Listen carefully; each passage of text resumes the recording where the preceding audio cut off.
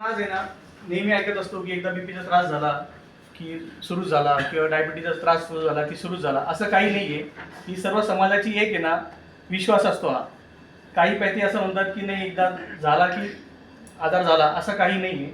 आज तुम्ही जे सिंपल काही योगचे आसनं बघितले, काही प्राणायाम केले आणि काही आपल्या जीवनाच्या शैलीत बदल केला तर 100% ब्लड प्रेशर हा पूर्णपणे विदाऊट गोळी कोणी त्यांचं आयुष्य जगू शकतं. म्हणजे तुमच्या फॅमिली मेंबरला कोणाला असेल किंवा तुम्हाला स्वतःला असेल तर पहिले विश्वास ठेवा की तुम्ही पूर्ण नॅचरल होऊ शकता. त्याच्या काही रेमेडीज आहेत, काही स्वतः तुम्ही करू शकता. आणि हृदयाचे एक नॉर्मल फंक्शन आपल्याला कधी कळाले त्यासाठी मी सगळ्यांना आपल्याला एक डायग्राम दिलेली आहे. त्या डायग्रामनुसार आपण एकदा हृदयाचं कार्य समजून घेऊया.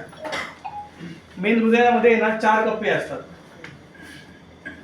मुद्दा मराठीत बोलतो, चालेल ना? टेक्निकल फार हे.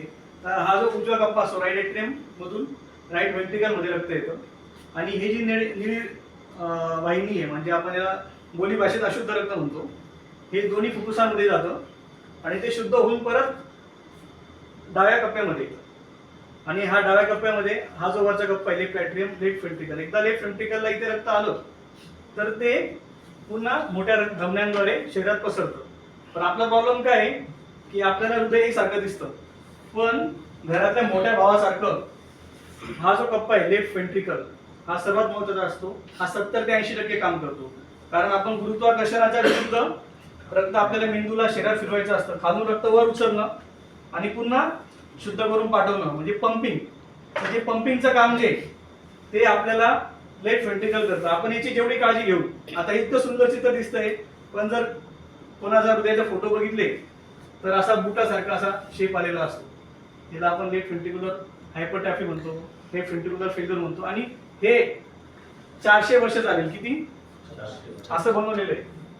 जशी एक मर्सिडीजची लाईफ असते, जशी तुम्ही कंपन्यांमध्ये मशीन ऑपरेट करतात, आपल्या शरीरातला मेंदू लिव्हरला तर मृत्यूच नाही, वडाच्या झाडासारखा असतो. त्याचा एक तुकडा लावला तर पुन्हा लिव्हर तयार होतं. तरी पण 50 मध्ये ऑर्गन्स अनेक वेळा डॅमेज झालेले असतात. तर असं का होतं की आपल्याला त्याची माहिती नाही. समजा आता मी मर्सिडीज विकत घेतली आणि ती ऑटोमॅटिक आहे आणि मला गेअरच्या गाडीची सवय, त्या पद्धतीने आपल्याला जर हृदयाची बेसिक माहिती झाली आणि आपण त्याचे मित्र झालो तर ते 100% तुम्ही इच्छा असेपर्यंत त्याला चालू शकतो.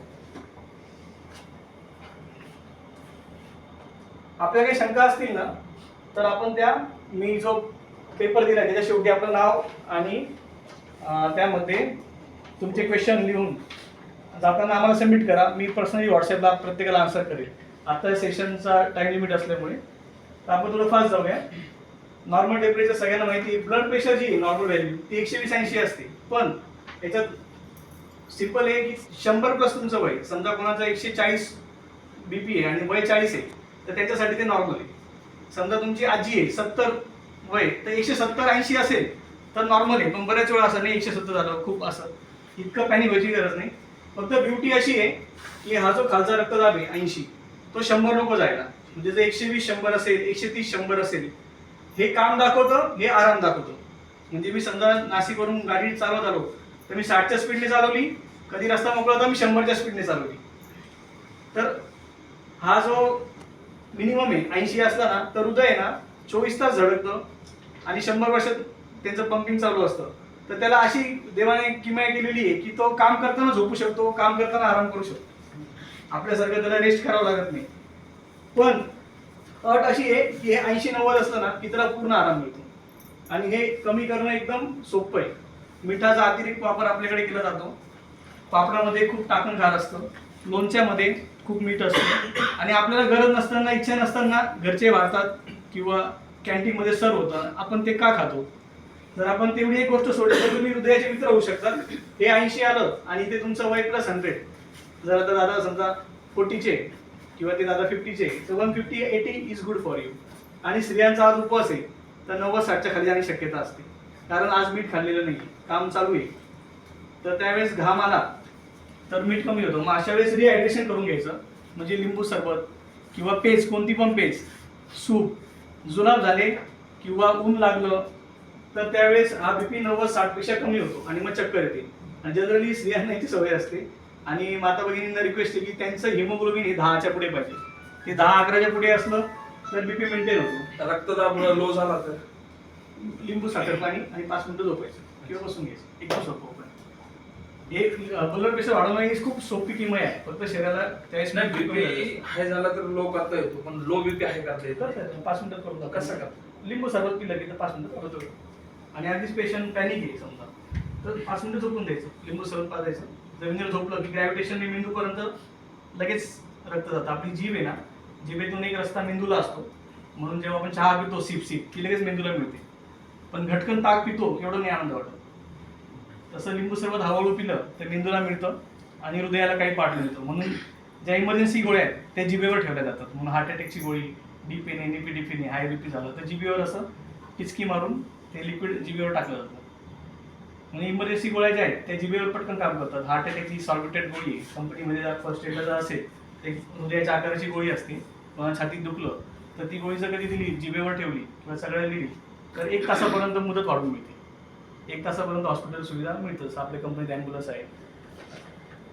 आणि हा पल्स रेट जो आहे ना, हा 60 ते 100 नॉर्मली, 100 नको, थोडा कमी असंच चांगलं. जे आपल्याकडे कमी तणाव असा कॅथलेटिक्स असतात ना, त्यांचा एका मिनिटाला 60 हार्ट रेट असतो. तर आपण हा जेवढा 60 मेडिटेशन, योगा आणि दीर्घ श्वास, आपला मेन प्रॉब्लेम काय, आपण श्वास खूप जास्त घेतो. म्हणजे कासव 400 वर्ष जगतात, त्याचे श्वास फार कमी, तर मिनिटाला 4 ते 6 श्वास घेतो. आणि आपण म्हणजे मॅमल्स गटातले, तर आपण जेवढे श्वास असा आपण स्वतःला मेंटेन करू शकतो. आपण श्वास नाही सारखा नाही घ्यायचा, श्वासाकडे लक्ष द्यायचं, मध्ये मध्ये खोल श्वास घ्यायचा प्रयत्न करत राहायचा. आपण खोल श्वास घेतला तर हृदयाची पण धडकण्याची गती कमी होऊन जाते, पल्स रेट कमी होतो आणि हृदयाला आराम मिळतो. आपल्या शरीराची ऑक्सिजन लेवल पूर्ण होते. रेस्पिरेटरी रेट 12 ते 18 हा जर आला आपल्याला, पण आपला जनरली जर तुम्ही चेक कराल ना तर साधारण 16 ते 20 असतो. आपण लक्ष दिलं की तो आपल्याला कमी आणता येतो. मेडिटेशन आणि दीर्घ श्वसन व्यायाम केले, डिफरंट श्वास घ्या. म्हणजे आता आपण श्वास घेतो ना, हा एक वेगळ्या प्रकारे श्वास घ्यायचा. हे प्रत्येक वेळेस आपण जेव्हा श्वासाला वेगळ्या पद्धतीने, तो वेगवेगळे हृदयात कडून फुफ्फुसामध्ये जी हवा जाते, हे वेगवेगळे कप्पे जे आहेत आपले, ते सगळे भरले जातात. आणि द्राक्षाच्या घड्यासारखं आपलं फुफ्फुस असतं, त्या प्रत्येक घड्यामध्ये ऑक्सिजन आणि हवा जाते आणि तो एम्प्टी होता. तुम्ही श्वास घेतला, श्वास घेत वरती वरती आलो. म्हणून जे पण आसनं करतात त्यासोबत श्वासाची गती दिली. डिफरंट व्यायाम, तुम्ही स्पोर्ट्स खेळता, जिम करतात, जे तुम्ही करता तुम्हाला आवडतात, त्याच्यामध्ये श्वासावर लक्ष ठेवायचं, गती वाढवायची, कमी करायची. फायनल एम काय आहे की खूप खोल श्वास घ्यायचा. ही साधारण आजारांची नावं आहेत. हृदयाची जेवढी पण आजार आहे ह्या प्रकारामध्ये मोडतात. तर पहिला आहे की हार्ट रिदम ॲबनॉर्मल असणं, म्हणजे हृदय एक साधारण आहे ना ह्या गतीने धडकत असतो, तर त्याची गती अचानक एवढ्या स्पीडने होऊन जाते. त्याला ॲट्रियल फिब्रिलेशन म्हणतात. एका मिनिटाला 300च्या पुढे निघून जातं. जशी करवत असते त्याप्रमाणे ECG दिसतो, एकदम फास्ट. तर जनरली मानसिक ताणतणाव सहन न करू शकणारे, अचानक फ्लक्च्युएशन होणाऱ्या व्यक्तींना असे आजार होऊ शकतात. त्याच्यामध्ये आपल्याला एक डिव्हाइस बसवता येतं. SNO डिव्हाइस बसवलं की तो इलेक्ट्रिक करंट जो आहे तो 300 वेळा चालला होता ना, जर एखादा बल्ब चालून बंद चालू, की तो पॉईंट एक मशीन टाकतात, त्याला पेसमेकर म्हणतात. पेसमेकर टाकलं की तो व्यक्ती पूर्ण आयुष्य पूर्ण नॉर्मल जगू शकतो. काही हे एरोटा डिसीज म्हणून जो मोठा पंप असतो, हृदयातून शुद्ध रक्त पूर्ण शरीरात घेऊन जायचं काम असतं, तो बऱ्याच वेळा पातळ होऊन जातो. जसं आपल्या सायकलचं टायरचं झिजल्यानंतर एक ट्यूब बाहेर येते ना, तर त्याच्यामुळे ज्यांचा आहार विहार रक्त खूप उकळतं असेल, म्हणजे खूप लोणचं खाणं, खूप तिखट खाणं, ठेचा रोजच खाणं, अशा व्यक्तींचं रक्ताच्या विस्कॉसिटी वाढल्यामुळे त्याला होऊन जाणाऱ्या ज्या नळ्या असतात त्या पातळ होऊन जातात. तर फार मोठी इमर्जन्सी असते, त्याच्यात रिपेरेबल नाही आहे. कंजनायटल हार्ट डिसीज जनरली हा लहानपणी लक्षात येऊन जातो, जन्मतः काहींना आजार असू शकतो. तर तो आपला विषय नाही, कारण आज आपण वयस्कर मुलांमध्ये. पण जर कधी तुमच्या कुटुंबात कोणाला काही शंका असेल तर त्याच्या सरकारी योजनेमधून आपण फ्रीमध्ये ते ऑपरेशन करू शकतो. तर माझा जो व्हॉट्सॲप नंबर आहे त्याला आपण शेअर केलं तर मी त्यांनी 100% मदत करेल. आणि हा जो सगळ्यात महत्त्वाचा आजार आहे कोरोनरी आर्टरी डिसीज, याला आजच्या युगामध्ये CAD म्हणतात. तर रक्तवाहिन्या म्हणजे हृदयाच्या 3 रक्तवाहिन्या असतात. मी ते चित्र काढलेलं आहे. तर हृदयाला हा जो मोठा हृदय एक स्वतः एक ऑर्गन आहे, म्हणजे एक मशीन आहे. त्याला एक